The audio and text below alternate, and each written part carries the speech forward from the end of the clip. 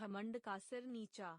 एक गांव में उज्ज्वलक नाम का बढ़ई रहता था। वह बहुत गरीब था। गरीबी से तंग आकर वह गांव छोड़कर दूसरे गांव के लिए चल पड़ा। रास्ते में घना जंगल पड़ता था। वहां उसने देखा कि एक ऊंटनी प्रसव पीड़ा से तड़फड़ा रही है। ऊंटनी ने जब बच्चा दिया तो वह उठ के बच्चे और ऊंटनी को लेकर अपने घर आ गया। वहां घर के बाहर ऊंटनी को खूंटी से बांध कर वह उसके खाने के लिए पत्तों भरी शाखाएं काटने वन में गया। ऊंटनी ने हरी हरी कोमल कोपलें खाई। बहुत दिन इसी तरह हरे हरे पत्ते खाकर ऊंटनी स्वस्थ और पुष्ट हो गई। ऊंट का बच्चा भी बढ़कर जवान हो गया। बढ़ई ने उसके गले में एक घंटा बांध दिया जिससे वह कहीं खोया न जाए। दूर से ही उसकी आवाज सुनकर बढ़ई उसे घर लिवा लाता था। ऊंटनी के दूध से बढ़ई के बाल बच्चे भी पलते थे। ऊंट भार ढोने के भी काम आने लगा। उस ऊंटनी से ही उसका व्यापार चलता था। यह देख उसने एक धनिक से कुछ रुपया उधार लिया और गुर्जर देश में जाकर वहां से एक और ऊंटनी ले आया। कुछ दिनों में उसके पास अनेक ऊंटनियां हो गईं। उनके लिए रखवाला भी रख लिया गया। बढ़ई का व्यापार चमक उठा। घर में दूध की नदियां बहने लगी। शेष सब तो ठीक था, किंतु जिस ऊंट के गले में घंटा बंधा था